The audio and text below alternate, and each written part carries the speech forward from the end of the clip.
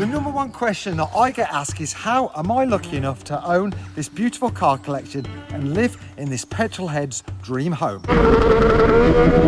Well, today I'm going to show you where it all started as a kid living in this house here, to today running a successful engineering business alongside our YouTube channel. But not only that, I'm going to give you an insight to what my day-to-day life is like in 2025. But before that, let's go back all the way to day one. God, this is not what I remembered. So I was born in this house and we lived here till I was 12. And this all felt a lot bigger than what it is now. I remember from here to the end of the close was like miles, and it's like 15 meters. So the house was a little bit different. I remember it being smaller, and that's because it was. So that garage there was to the left-hand side of that door, and that's where I remember my dad working on his motorbikes till God knows what time, when it was dark in the freezing cold. And then we used to go every week to grass strikes, they were called. They still do it now with my friend Scott Beaumont, who I still see now. Yeah, my dad was like so into his racing, and obviously that's where it eventually passed on to me. But we used to live here with my dad, my mom, and then my brother, who's 2 years older. I remember a lot of good times here, a lot of good times. Like, you know, we lived a fairly simple life. You know, we went to Dawlish down in Devon on holiday once a year for 2 weeks, and my mum and dad worked hard, and you know, we ate fish fingers and chips, sausage and chips, and I remember a meal called Cowboys, which was our special meal of the week, which was jacket potato with sausages.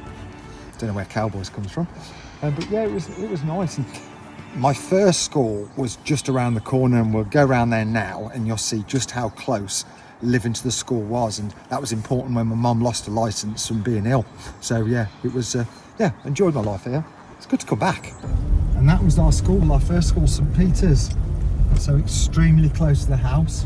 There is a story I can tell you about school, but we can't put it in. But at the back of there was two girls, twins, who came from Liverpool. I can see why we can't put this in. I used to go out of them both. At the same time? At the same time. And they were happy enough.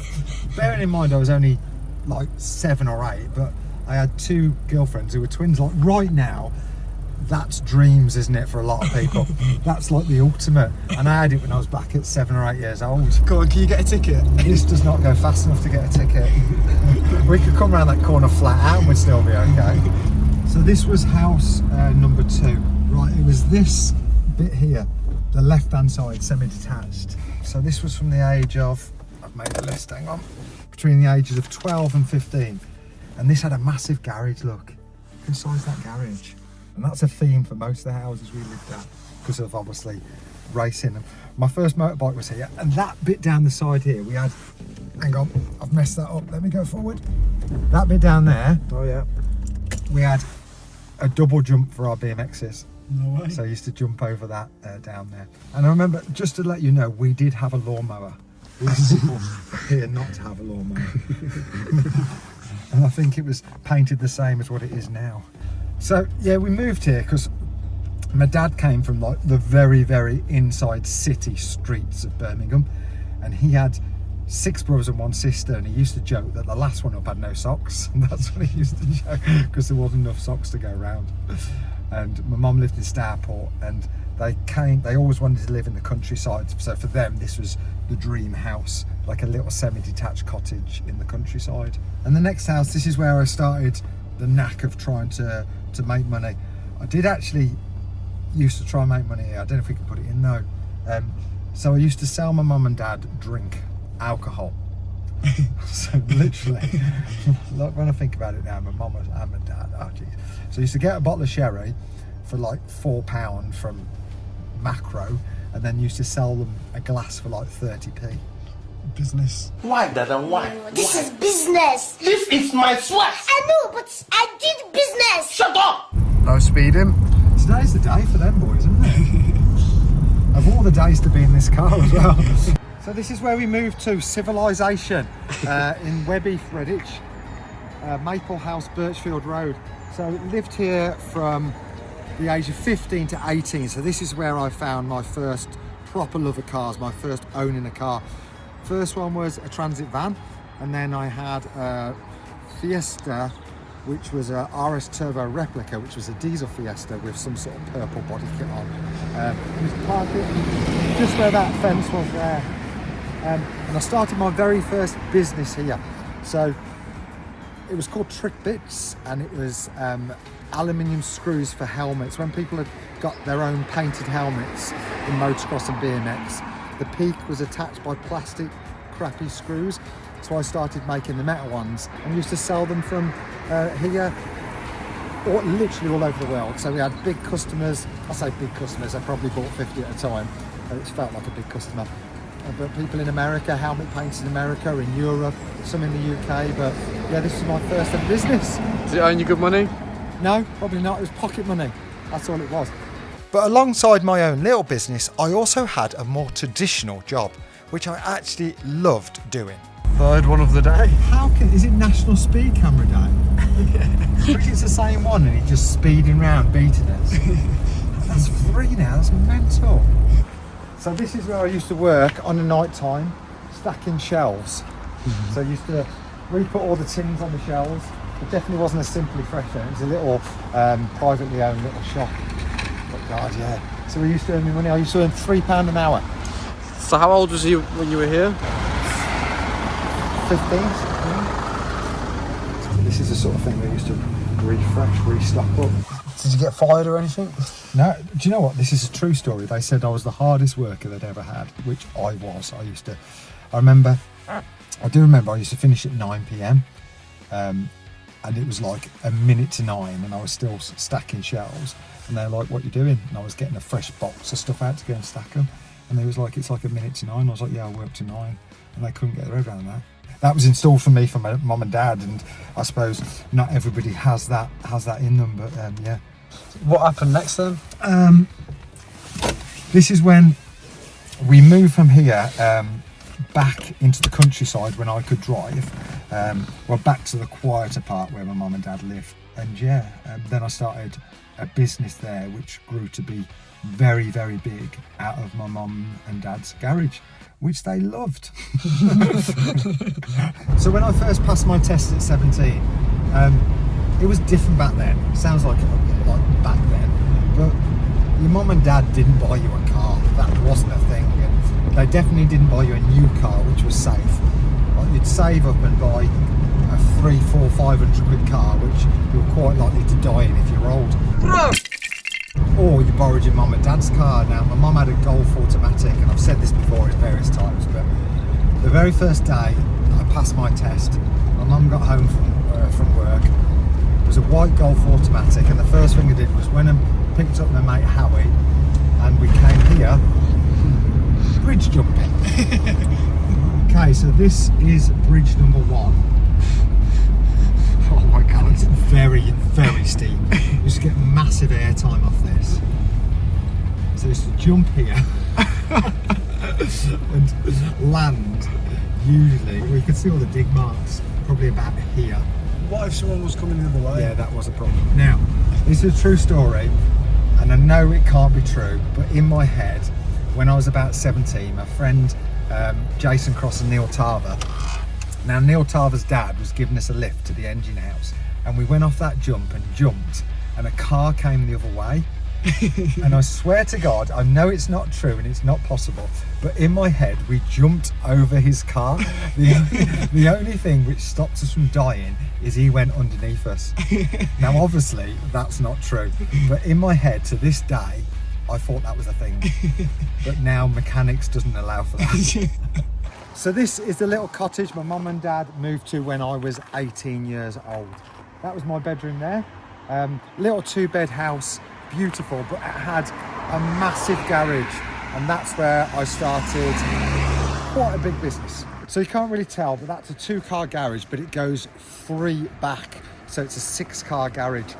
And this is where I used to very, very much annoy my mum and dad. I started buying lorry loads of returns from Debenhams, which could have been TVs which weren't working, sandwich toasters, vacuums, all sorts of stuff from there, which were hardware goods. So that was an absolute nightmare because you have to sort it all out. Some stuff would be scrap, put it in the bin, but then you'd have gold in there, like a 30-inch television, which was worth 500 quid. And each pallet cost me £78. I bought 2 lorry loads. The lorry parked out here. I caused absolute chaos, had massive arguments with my mum and dad. And then all of this was full of pallets with plastic covers on top. But that was quite a good business.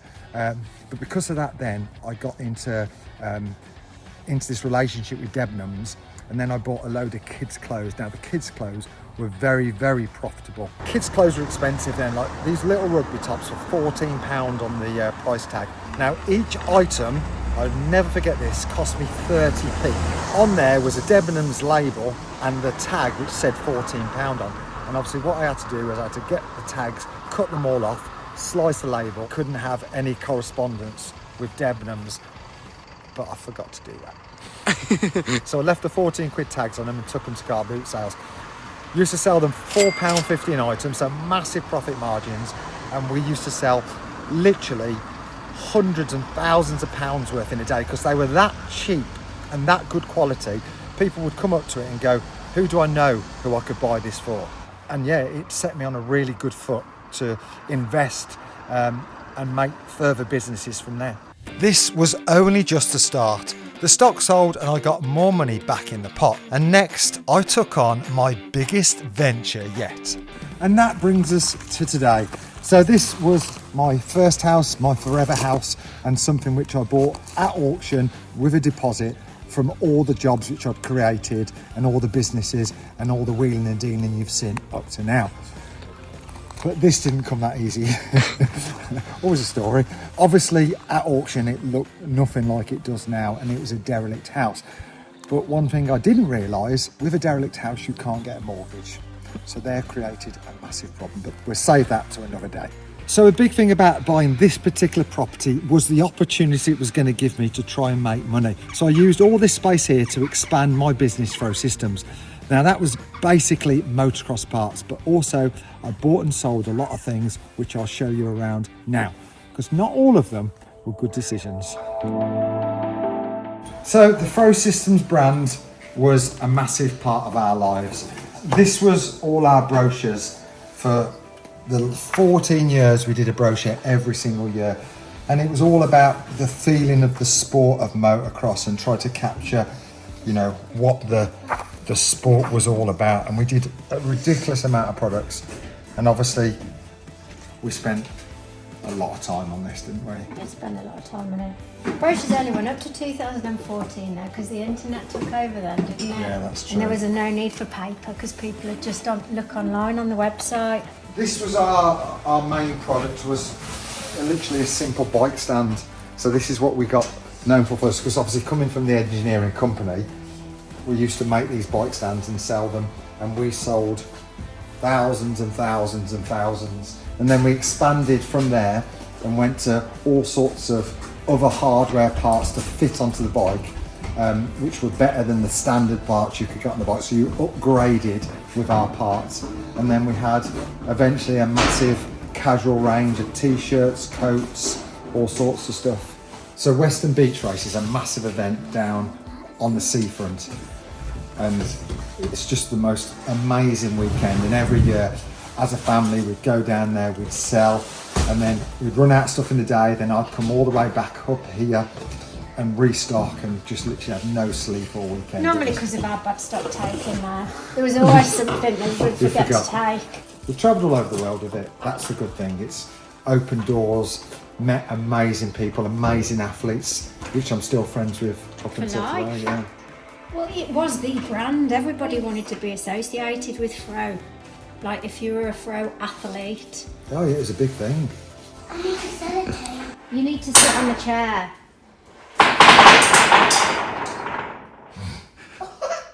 Stuff we had, the quality of it. Socks.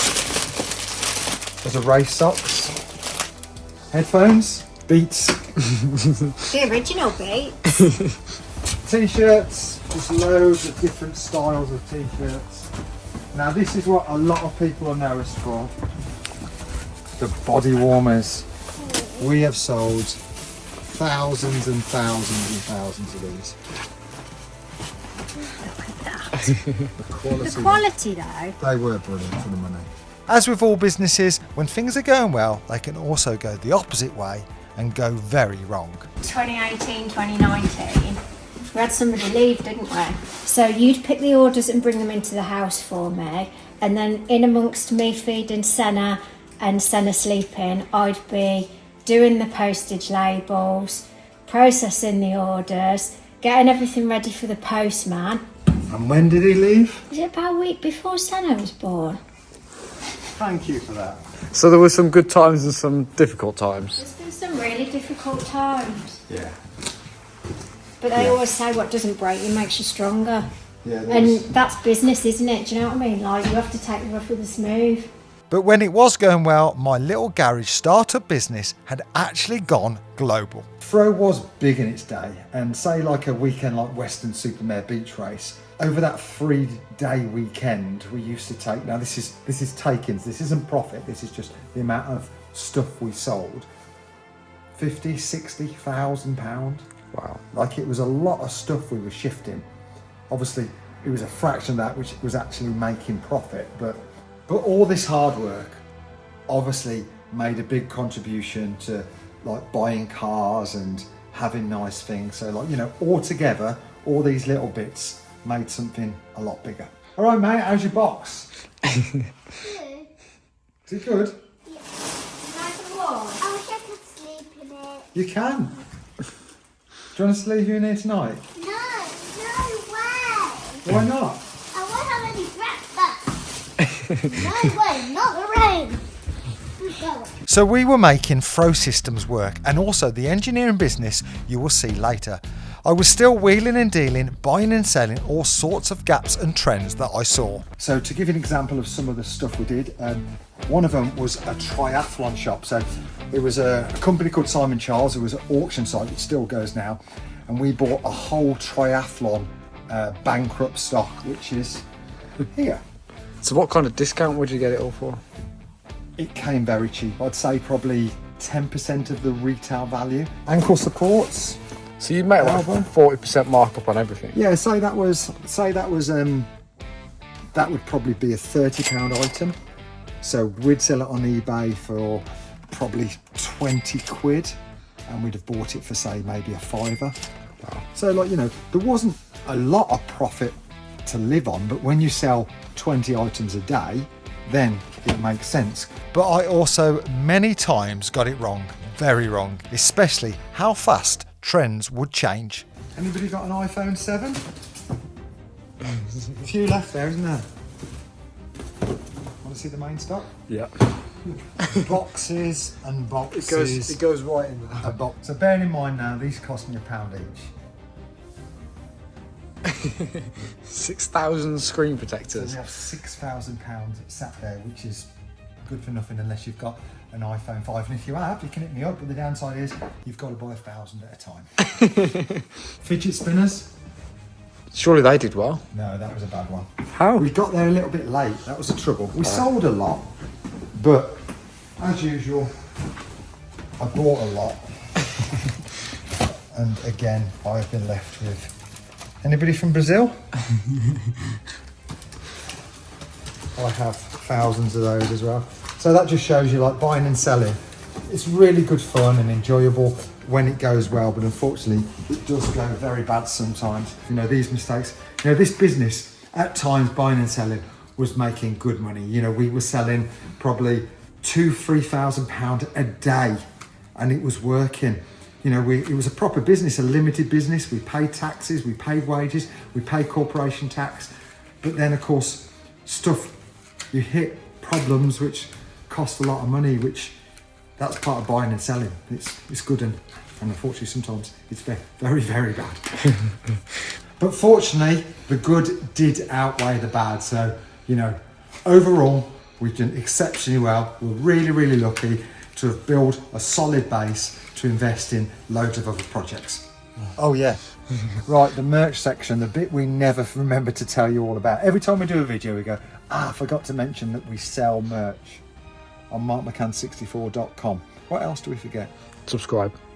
Please subscribe while you're watching this. That's another thing we always forget. Anything else? Like the video. Like. and the competition. Right now, on Click Competitions, you can win the Urus for only 39p a ticket. That's a bargain. That is a bargain if you can win it. I cannot wait to see who wins the car, which would be amazing. So that brings us to today, 2025. My days are busy, very busy. But let me take you on a day in the life of me. Right, good morning everybody. First job of the day. I think you need to put some oil on that door. That was noisy, wasn't it? So Senna's still asleep. It's 5 a.m. First job is the online orders. So we've got Offset, we've got Fro, we've got McCann 64. merch order, lovely. Jane's in charge of getting all the labels ready and putting them into packages. And I'll go pick the items. I'll be back. Great, man. Right, let's see how fast I can get this done.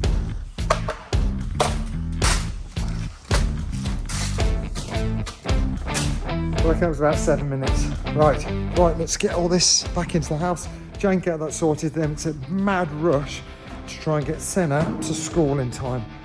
Crazy mornings. Right, what car would you like to go to school in today? Remember the black one? I want that one to bring it to school today. The noisy one? Yeah.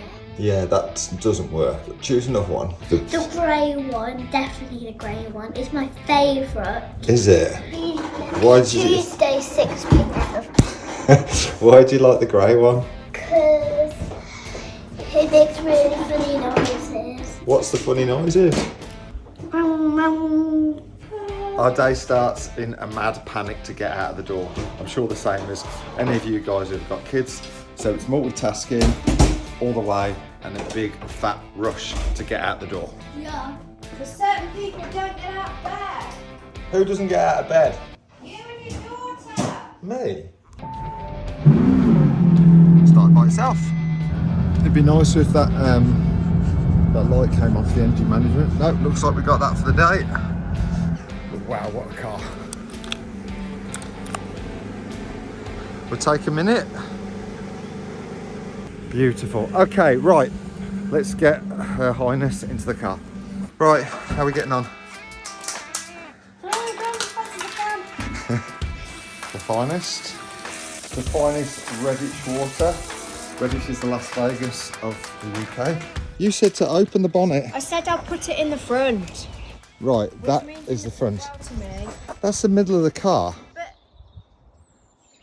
People, please. People, you should know by now how I work and how my head works. How about you do that and I get the try and get us out of there. We are late again. We're always late. Go open. Right, make sure you eat your breakfast. Try not to get it on the seats. Because why can't we get it on the seats? Because this is really special car. Right, short trip. Got to put the phone down because we're going to go onto the roads. Don't want to break any laws. And we will see you in about 15 minutes. Quick, we're going to get onto the road. I spy with my little eyes something beginning with white.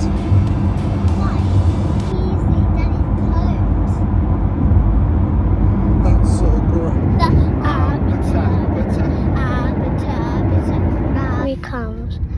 So we have to rush here. This is the only reason we get here on time.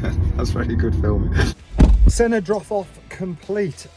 Right, now usually I'd fire on the motorway and go to the business in Birmingham, but today I've had the day off, which is always difficult because today we're actually filming an updated car collection video, which hopefully you've seen already on the main channel.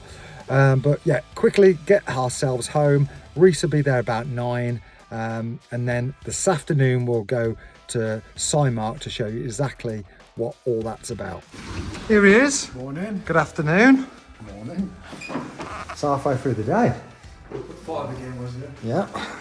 I have done all the orders. Well, me and Jane have done the orders and dropped Senna off school. And now we are... YouTuber. Oh yeah, we are proper YouTubers. So this here is all just for one video. So we've got all the specs, the details, the prices we paid, the prices we valued them at last year. So still get it wrong. Still get it wrong every time. But yeah, there's a hell of a lot of research. Like there's hours and hours of typing and checking just to make it as accurate as possible. And we probably won't get this filmed in one day, will we? No chance. So this is a 2-day film, and editing, what do you reckon on this one? About 50 hours, I think. So 50 hours of editing. So hopefully you understand why it does take us really 2 weeks to do a video.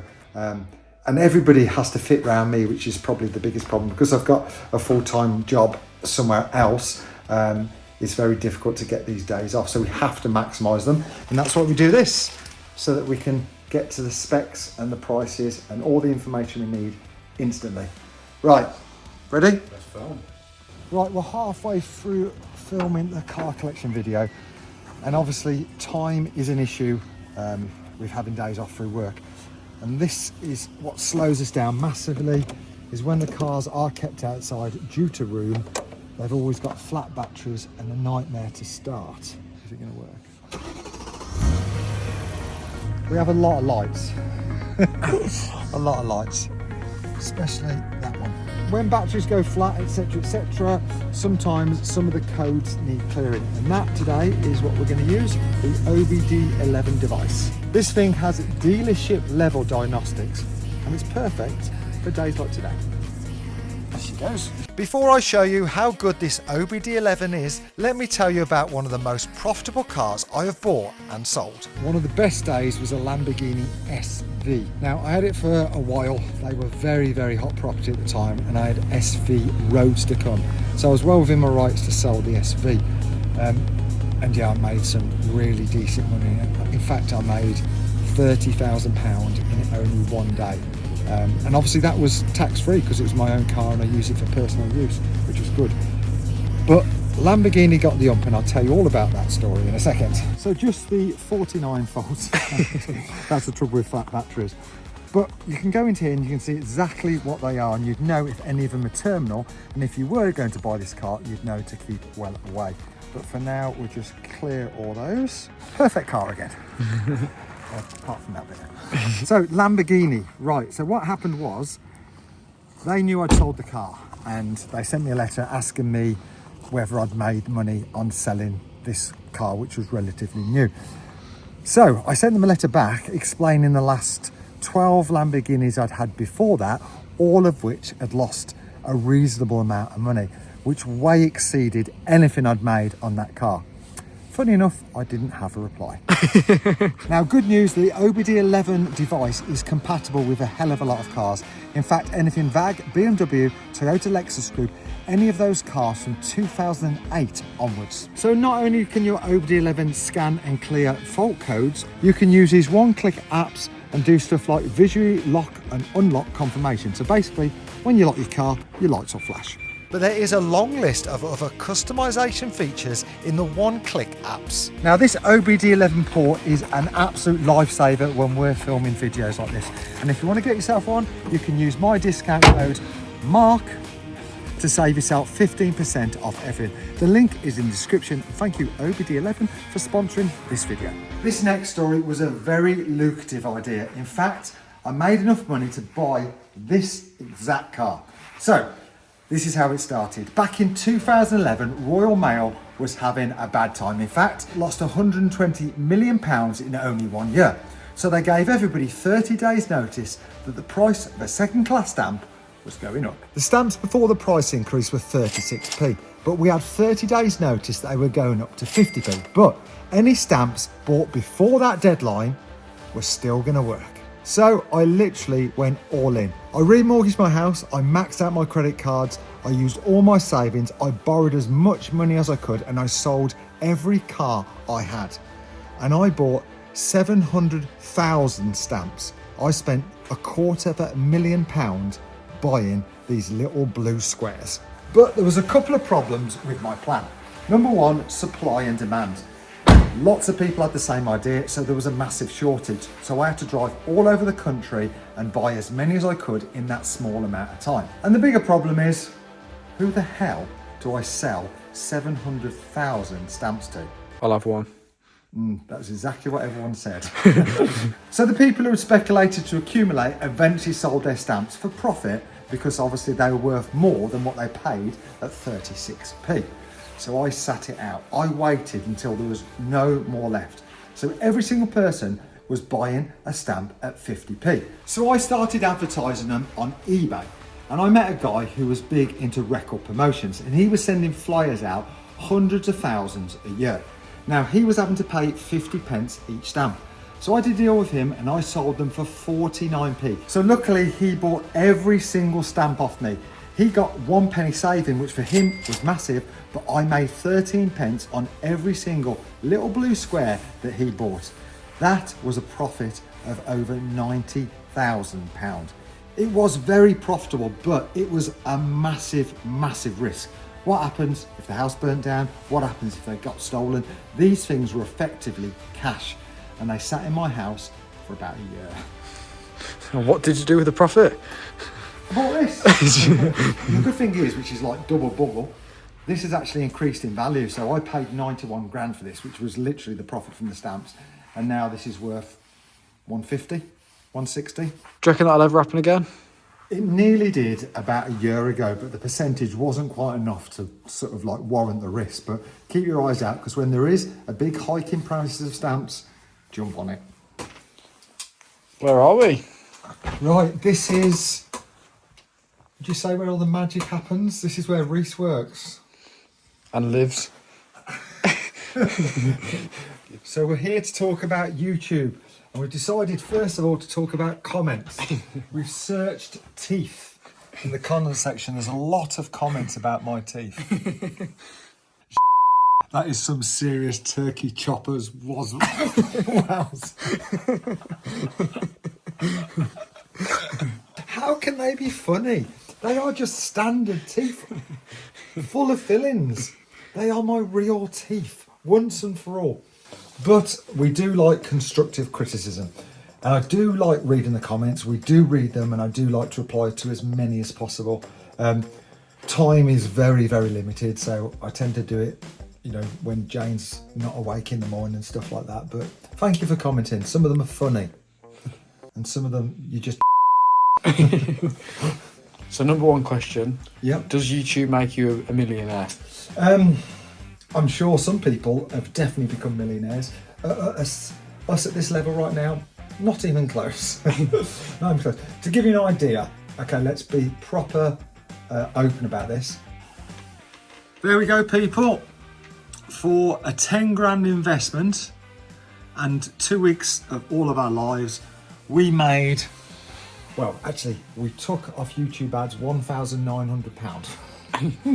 So this is why later on in the video we'll get to see what I do, which helps to pay for, you know, us having an amazing time doing these videos. So hopefully from that you can see it's very, very difficult to be a YouTuber millionaire, but like all the other stuff we do, which you'll see in this video, will explain sort of like why we do this and why we enjoy it so much. But yeah. So now what I call my real job, my 9 to 5, my proper wages and what pays my bills.